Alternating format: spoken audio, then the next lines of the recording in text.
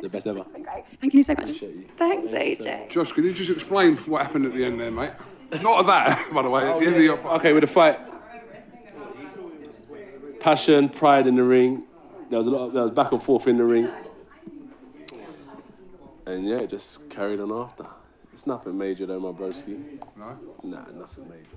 Reminded me of that in the middle of your Dillian White fight when you two nearly went off it. Little tips, entertaining, right? It's good entertainment. I appreciate that Laura Woods has taken the majority of this interview, but I do need to ask you, pushing forward next, who are you going for in the summer? Whoever. What's good, family? It's your man, the YB, back once again, not even with a little bit of a voice, nonetheless. We are here. Listen, bills must be paid, 100%.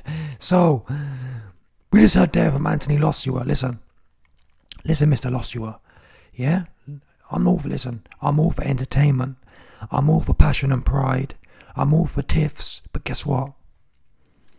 Don't be showing me. Don't ever let me have to see you again. Show me passion and pride after the 12 rounds. You big buff looking ass. Yeah?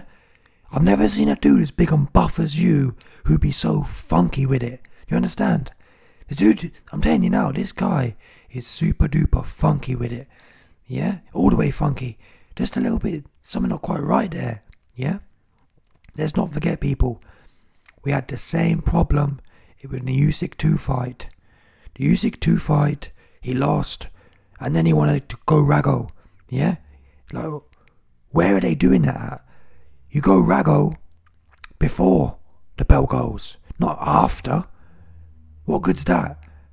I keep saying it, but it's true.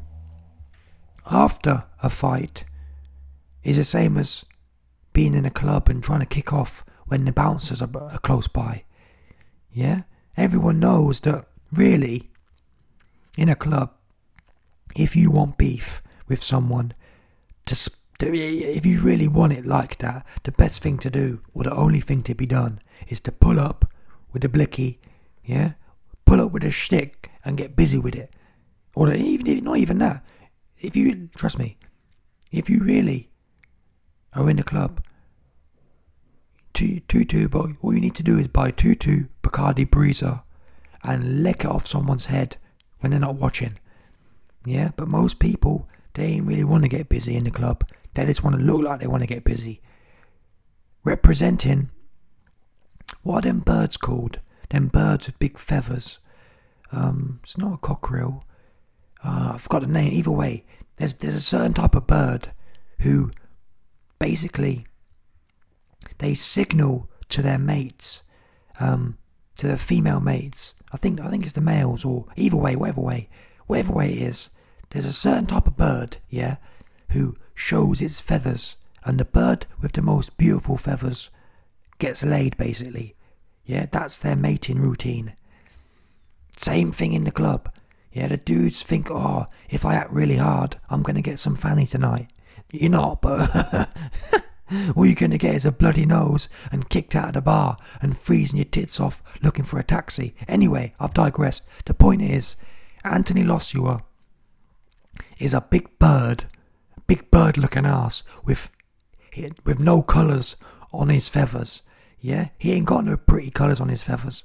He ain't getting no banana. Just a whole bag of man round this Donny, 100%. Listen, this Donny here is the only guy I know with that much coins. I mean, he's good looking, a whole bunch of coins, a whole bunch of clout, but you only see man. Listen, it's 2023, so anything goes. I'm just saying. Let's do the maths one more time. A good-looking man, 6'6", like what the? This guy was sent from Hercules himself. Yeah, Achilles been sent his Donny back.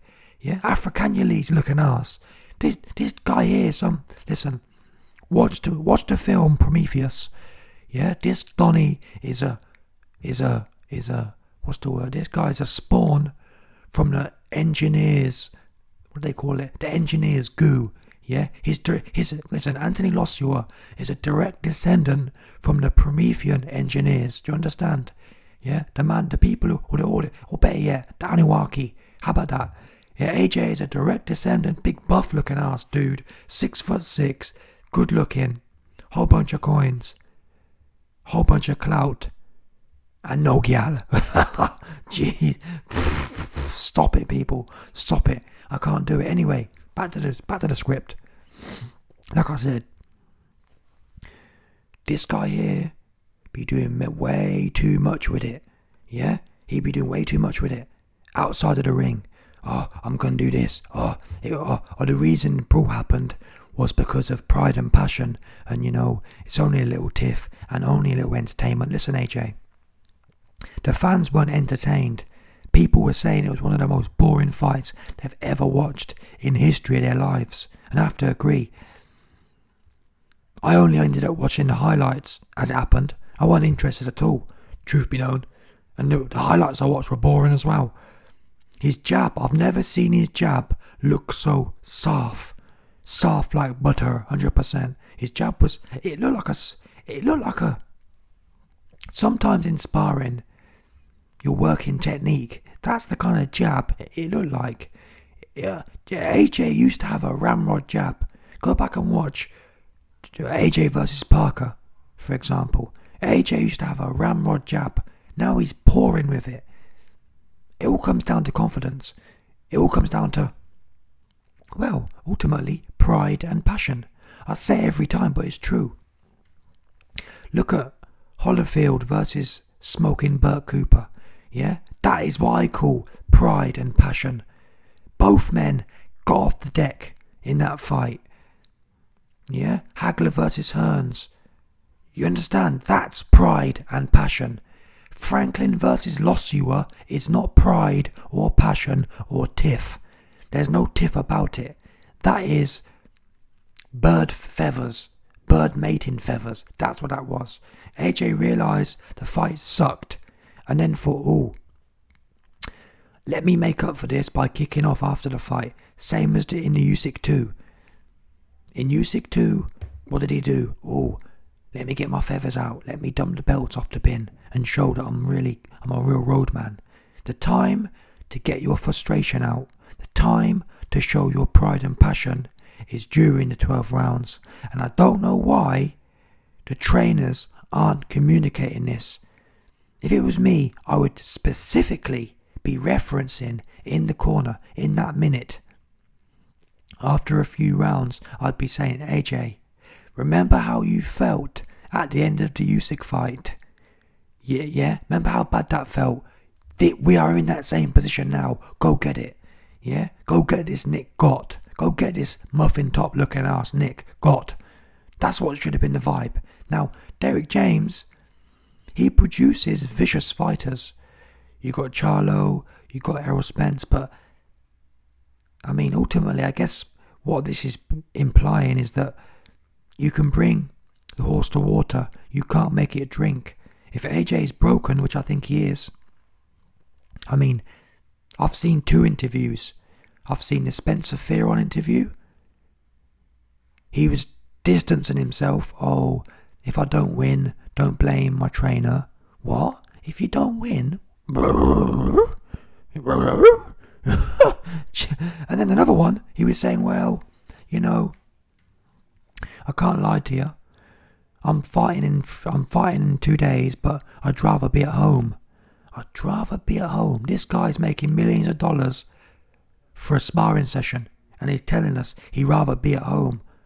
What do you think this is? Oh, genuinely, I feel to clip this big buff looking ass dude on the back of his head and tell him to fix up. That's what he needs. The problem with AJ is he don't have no real people around him. No one solid. No one to clip him upside his head. Trust me, the YB, I would have clipped this big buff looking ass Nick upside his head and told him to fix up or go and sit down somewhere and retire. And that's the bottom line. Anyway, let me know your thoughts.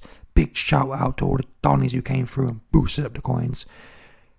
Smash the like button, subscribe, and your man the YB will be back. There's no doubt about it.